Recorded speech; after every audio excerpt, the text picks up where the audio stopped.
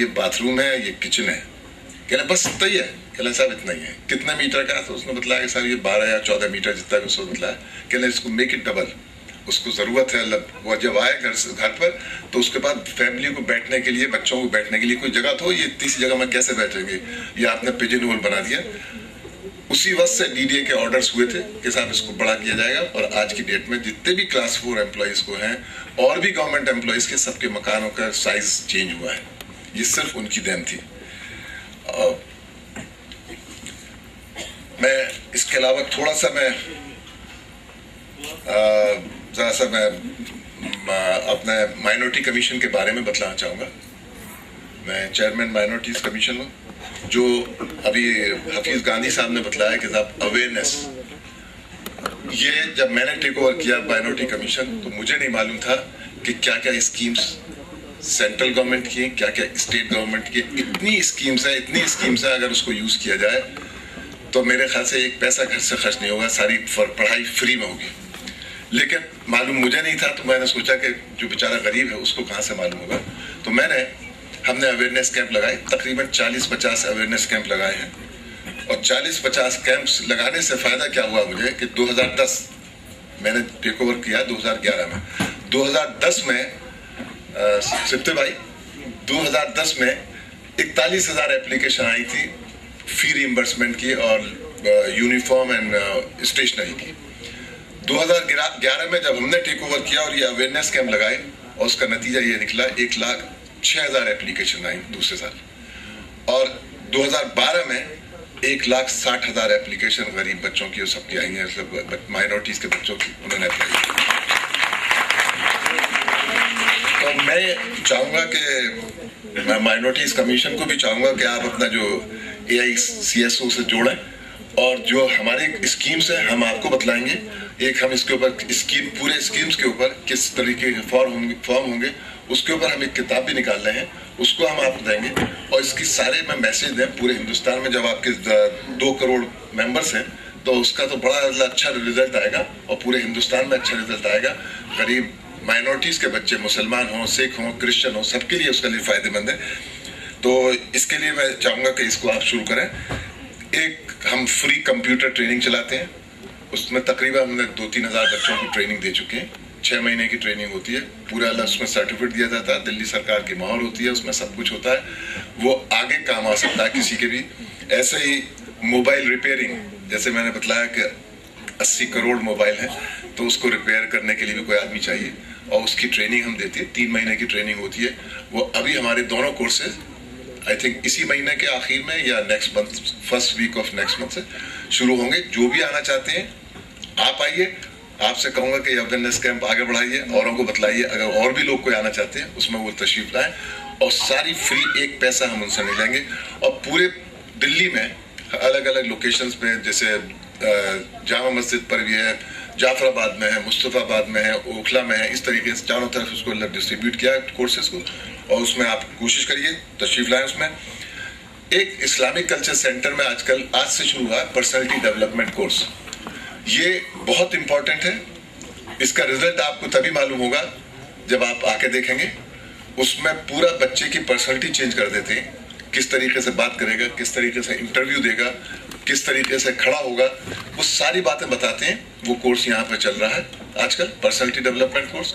मैं चाहूँगा, और माइनॉरिटी कमीशन भी कोशिश कर रहा है कि इसके कोर्सेज हम लोकेशंस में अलग अलग, जाफराबाद ऐसे पूरे एरिया में, माइनॉरिटी एरिया में उसको शुरू करें, जिसमें तिलक नगर भी है, सरदार भाइयों के लिए, क्रिश्चियन भाइयों के लिए भी है। ऐसे हम कोर्स करेंगे। तो उसके अंदर भी रियाज भाई को बहुत बहुत मुबारकबाद देता हूँ, और मैं आपके साथ हूँ और साथ जुड़ा रहूँगा आपकी पूरी टीम के साथ। बहुत बहुत शुक्रिया। Thank you very much. जय हिंद, जय भारत। फाल और बड़े प्रभावशाली अध्यक्ष सफदर खान साहब, के जावेद अहमद साहब नेशनल कोऑर्डिनेटर हैं, एंड जुबेनी मोरी जो नेशनल वाइस प्रेसिडेंट हैं, और मेरी प्यारी बच्चियों और दोस्तों, नौजवान साथियों, सबसे पहले तो मैं डॉक्टर रियाज साहब का, मोहम्मद रियाज साहब का शुक्रिया अदा करना चाहूँगा कि उन्होंने मुझे इस समागम में आने का निमंत्रण दिया, और ये निमंत्रण भी मैंने स्वयं उनसे मांगा। ऐसा कम होता है, और मैं समझता हूँ कि ये ऐसा पहला वाक़या है जिस पे मुझे यहाँ आने पर बेइंतहा खुशी हुई कि मैंने जो भी अनुरोध किया था वो बड़ा कारगर रहा, बड़ा यूज़फुल रहा, बड़ा उपयोगी रहा। विशेष तौर पर मैं यहाँ पर आज, क्योंकि मैं इंडिया इस्लामिक कल्चरल सेंटर का सदस्य हूँ और उनका कार्यक्रम महीने भर का हमें भी आता है, तो उसमें मैंने देखा कि राजीव गांधी जी के बलिदान दिवस पर कोई कार्यक्रम हो रहा है। ये मुझे बड़ी बात लगी। कार्यक्रम तो पूरे देश में हो रहे हैं, बड़े स्तरों पर भी हो रहे हैं, लेकिन साधारण जन राजीव जी को याद करने के लिए जमा हो रहे हैं। ये अपने में एक बहुत अच्छी ट्रेडिशन है, और मैंने चाहा कि मैं इस कार्यक्रम में एक श्रोता की हैसियत से आऊं और आपके विचारों को सुनूं कि 22 वर्ष पूर्व जो व्यक्तित्व हमें छोड़कर चला गया था, नई नस्ल पे, नई पीढ़ी पर अब तक उसका कैसा प्रभाव है, देश पर, लोगों पर, और उसने जो मिशन ग्रहण किया था और जिस विचारधारा को पूरे देश में लाने के लिए अपनी जिंदगी भर प्रयास किया था, और उसी प्रयास में उन्होंने अपनी जिंदगी भी दे दी, अपनी कुर्बानी भी दे दी जान की, उसके बारे में युवा पीढ़ी किस तरह से सोच रही है। किसी भी कार्यक्रम को जानने के लिए दो तरीके होते हैं। एक तो वो कि स्वयं आदमी उसका अध्ययन करे, उसके लिए किताबें होती हैं, रिपोर्ट्स होती हैं, सरकार भी अपना रिपोर्ट कार्ड छापती है, जो विभिन्न मंत्रालय हैं वे भी अपने सालाना रिपोर्ट्स पेश करती हैं, पार्लियामेंट को पेश करती हैं। एक तो वो तरीका है उन चीज़ों को जानने का, लेकिन उससे एक बेहतर तरीका है, उससे एक अच्छा तरीका है कि आप स्वयं उन लोगों से सुने कि वे उन कार्यक्रमों के बारे में कैसा महसूस कर रहे हैं और किस स्तर तक ये कार्यक्रम गए हैं। तो मेरा आपके बीच में आने का यही उद्देश्य था, यही मकसद था, और मुझे खुशी है कि आपने अपने अंदाज से अपने तजुर्बों को, अपने एक्सपीरियंसेस को यहाँ पर रखा, और राजीव जी की विचारधारा से देश के लोगों की जो कार्यक्रम है उन तक पहुंचाने के लिए आप में जो कटिबद्धता है और जो डेडिकेशन है वो बहुत प्रभावशाली लगा। राजीव जी केवल एक विचार ही नहीं थे, राजीव गांधी एक विचारक के साथ साथ जमीन पर उसको किस तरह से उतारा जा सकता है विचार को, उसके बहुत बड़े द्योतक थे।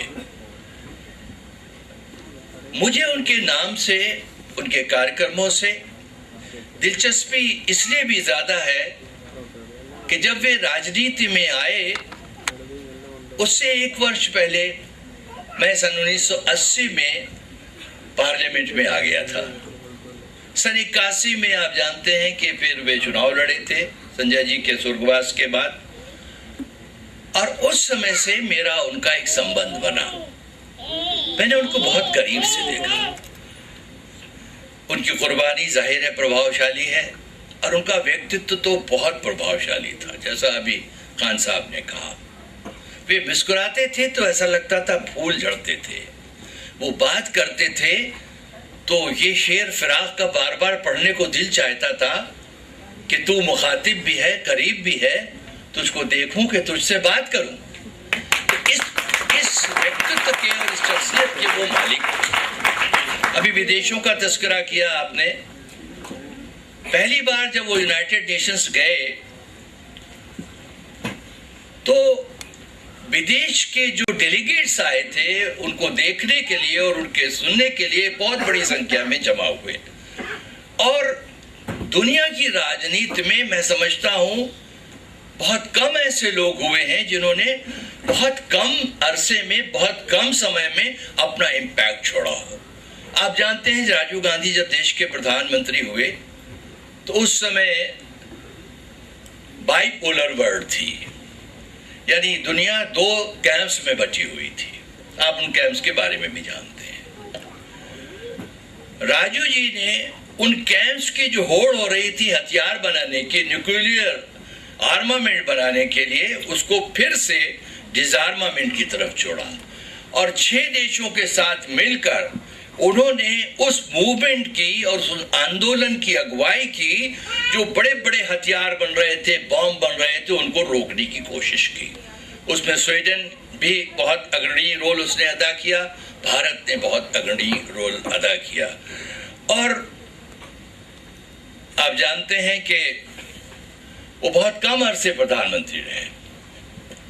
यदि जैसा अभी कहा गया उनको ज्यादा समय मिलता तो देश के इतिहास में और वो रंग भर देते, लेकिन जो रंग उन्होंने भरा है अपने खून से वो कभी मिटने वाला नहीं है, कभी छुपने वाला नहीं है। और राजीव गांधी जी का बलिदान हमेशा हमेशा याद किया जाएगा। जैसा अभी कहा गया, महिलाओं के वो बड़े पक्षधर थे और देश में किसी भी परिवर्तन और तब्दीली के लिए वो युवाओं को ही अगुवाई देना चाहते थे। इसीलिए मैं उनके साथ था।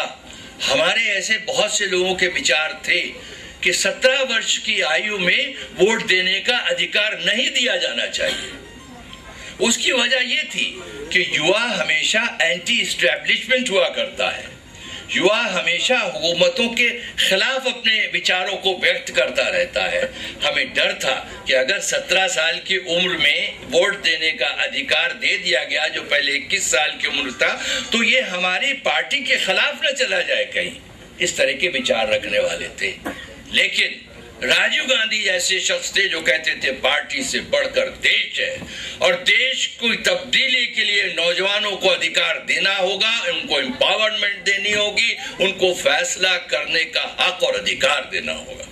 जैसा अभी कहा गया महिलाओं के बारे में, पंचायत राज का जो विचारधारा उन्होंने जमीन पर उतारी। जैसे मैंने कहा, विचारधाराएं तो ये बहुत हैं, होती नहीं है, लेकिन उस पर उन्होंने जमीन पर उतारा और उस वक्त 30%, अब तो 50% हो गया है, महिलाओं को चुनकर आने का रिजर्वेशन उन्होंने दिया।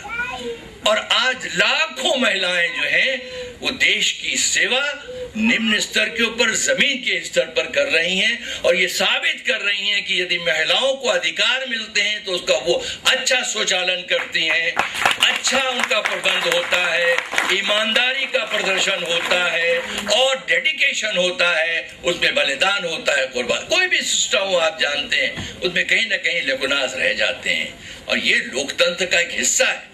जो भी डिफेक्ट आएगा उस समय के हिसाब से और लीडरशिप के नेतृत्व से वो डिफेक्ट्स दूर होते रहते हैं। डेमोक्रेसी में हमेशा, लोकतंत्र में हमेशा लोग जो पसंद करते हैं वही होता है। हमारा देश तो बहुत खुशकिस्मत देश है। आज आप देखते हैं, आप जानते हैं, नौजवान यहाँ बैठे हुए कि मिडिल ईस्ट में क्या हो रहा है। बहुत से ऐसे राज्य जहाँ पर लोग चुनकर जाते हैं, किसी बेचैनी का सहारा लेकर वहां बादशाह बन जाते हैं, शहंशाह बन जाते हैं और सारी हुकूमत अपने हाथ में ले लेते हैं। लोग समझते ही हमारे मसीहा आ गए, लेकिन 30-30 साल, 35-35 साल, 40-40 साल गुजर जाते हैं, वो कभी चुनाव नहीं कराते और ताकत जो है वो आवाम तक नहीं पहुंचने देते। और जो भी आता है, अपने पड़ोस में आपने कई मरतबे देखा होगा, जो भी डिक्टेटर आया उसने कहा बस 2 साल के अंदर या 6 महीने के अंदर या 1 साल के अंदर चुनाव हो जाएंगे और जनता को हुकूमत सौंप दी जाएगी। लेकिन 60 साल हो जाते हैं और चुनाव नहीं होते, और चुनाव होते हैं तो उनको पलट दिया जाता है। फौजी हुकूमतें वहां तानाशाह बन जाती हैं। आपने अभी देखा ही है। लेकिन हमारा देश, हमारे लिए बड़े गौरव की बात है, बड़े फख्र की बात है कि हम उस देश के रहने वाले हैं जहां लोकतंत्र असली सूरत में काम करता हुआ दिखाई देता है और लोगों को स्वयं यह अधिकार मिलता है कि हर 5 वर्ष के बाद वो अपनी सरकार को बदल सकते हैं यदि उसका अच्छा कार्यक्रम में किए। ह्यूमन रिसोर्स डेवलपमेंट रखेंगे, यानी इंसान के वसाइल जो इंसान की अपनी शक्ल में, उसको हम कैसे बेहतर से बेहतर बना सकते हैं। इसलिए उन्होंने पूरा नाम उसका बदल दिया, ह्यूमन रिसोर्स। लेकर दुनिया के फोरम तक ये आवाज उठाई गई कि जिन लोगों ने दुनिया के एनवायरनमेंट को, वातावरण को खराब किया है, उनकी सबसे बड़ी जिम्मेदारी बनती है कि वो देश दुनिया के वातावरण को ठीक करने के लिए आगे बढ़े। आप जानते हैं अर्थ समिट हुई और बहुत सी समिट्स होती रहती हैं, लेकिन नॉन अलाइनमेंट मूवमेंट के बारे में आप देखिए, राजीव गांधी नॉन अलाइनमेंट के भी बने। मेरा सपना है भारत शक्तिशाली बने, मेरा सपना है भारत ताकतवर बने, मेरा सपना है